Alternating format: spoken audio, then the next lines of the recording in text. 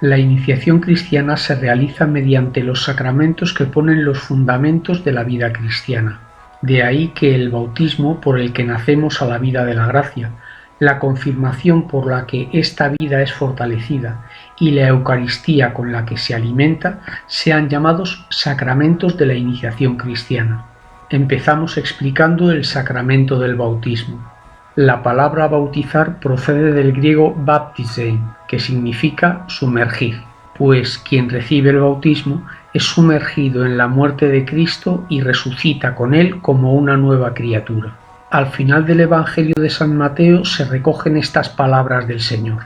Id, pues, y enseñad a todas las gentes, bautizándolas en el nombre del Padre, y del Hijo, y del Espíritu Santo, enseñándoles a guardar todo lo que os he mandado. En las que se refleja la fórmula trinitaria que hay que utilizar al bautizar. El pasaje paralelo del evangelista San Marcos nos explica la necesidad del bautismo para la salvación. Y les dijo, id por todo el mundo, y predicad el Evangelio a toda criatura. Quien crea y sea bautizado, se salvará, pero quien no crea, se condenará.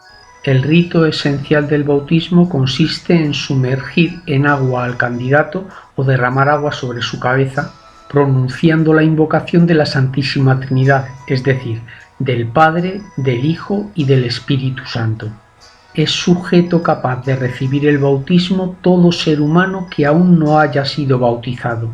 El ministro ordinario del bautismo es el obispo y el presbítero, y en la Iglesia latina también el diácono.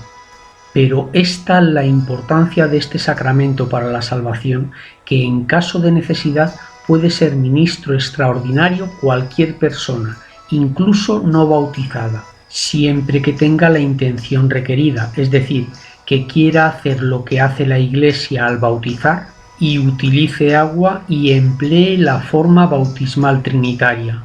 Los efectos del bautismo en el que se bautiza son los siguientes.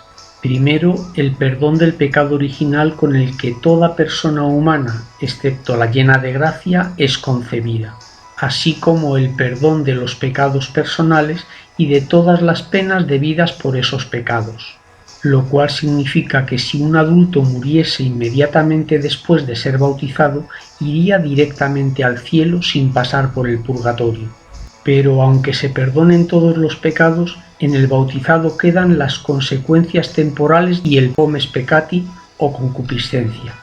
El segundo efecto del bautismo es el nacimiento a la vida de la gracia, esa gracia santificante que nos hace partícipes de la naturaleza divina.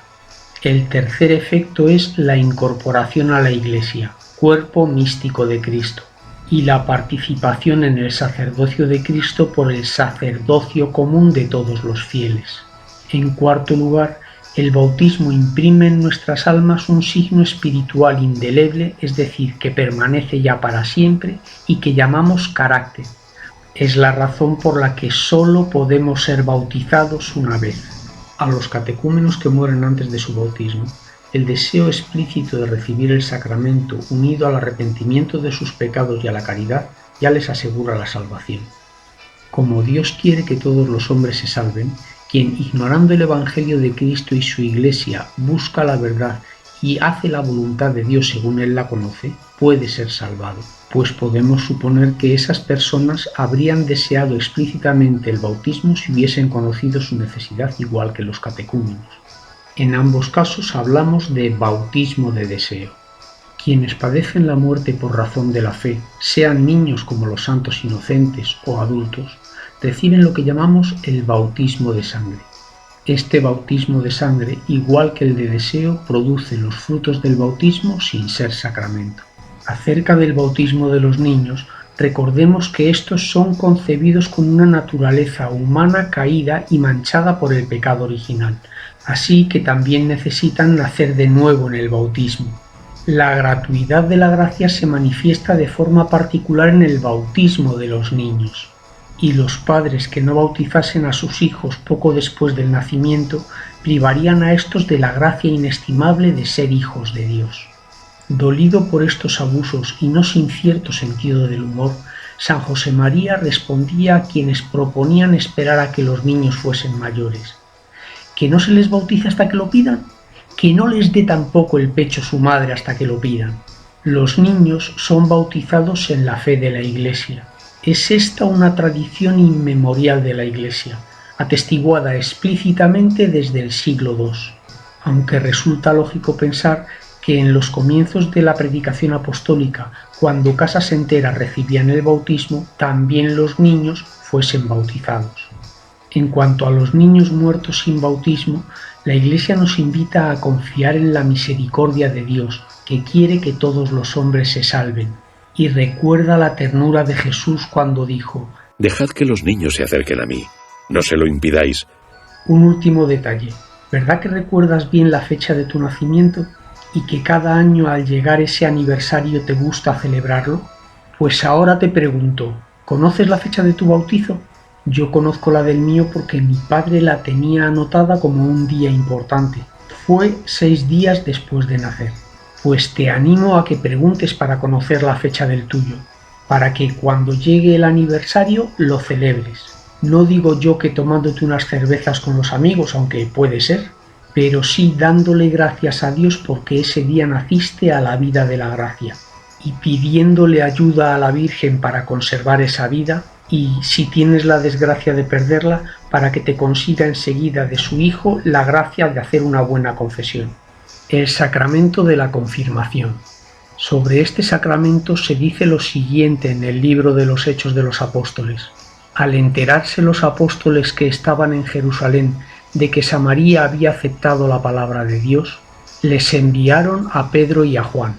Estos bajaron y oraron por ellos para que recibieran el Espíritu Santo, pues todavía no había descendido sobre ninguno de ellos. Únicamente habían sido bautizados en el nombre del Señor Jesús. Entonces les imponían las manos y recibían el Espíritu Santo. La confirmación perfecciona la gracia bautismal, completa la iniciación cristiana. Igual que el bautismo imprime en el alma del cristiano un signo espiritual indeleble llamado carácter. Por eso, este sacramento solo se puede recibir una vez en la vida. En Oriente, este sacramento se administra a los niños inmediatamente después del bautismo y es seguido de la participación en la Eucaristía. En la Iglesia latina se administra cuando se ha alcanzado el uso de razón y su celebración se reserva ordinariamente al obispo.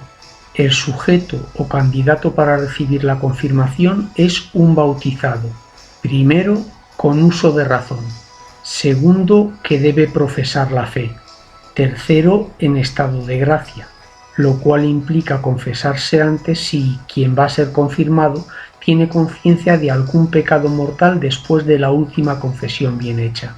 Cuarto, el candidato debe tener intención de recibir este sacramento. Y quinto, debe estar preparado para asumir su papel de discípulo y de testigo de Cristo, en la Iglesia y en la sociedad civil. El signo de este sacramento. En el rito romano, el ministro unge con el santo crisma la frente del bautizado y le impone la mano mientras dice: Accipe signaculum doni Spiritus Sancti. Recibe por esta señal el don del Espíritu Santo. A lo que el ya confirmado responde amén. El santo crisma es un óleo perfumado, consagrado por el obispo en la misa crismal. Cuando la confirmación se celebra separadamente del bautismo, su conexión con este sacramento se expresa mediante la renovación de los compromisos bautismales. La celebración de la confirmación dentro de la Eucaristía subraya la unidad de los sacramentos de la iniciación cristiana. Además del carácter sacramental del que ya hemos hablado, la especial efusión del Espíritu Santo que se da en este sacramento aumenta en quien lo recibe la gracia bautismal, arraiga más profundamente en él la filiación divina y fortalece su unión con Cristo y con la Iglesia. Fortalece en el alma los dones del Espíritu Santo recibidos con el bautismo y le concede una fuerza especial para dar testimonio de la fe cristiana. De ahí el nombre de confirmación, porque este sacramento confirma y refuerza en nosotros la gracia bautismal.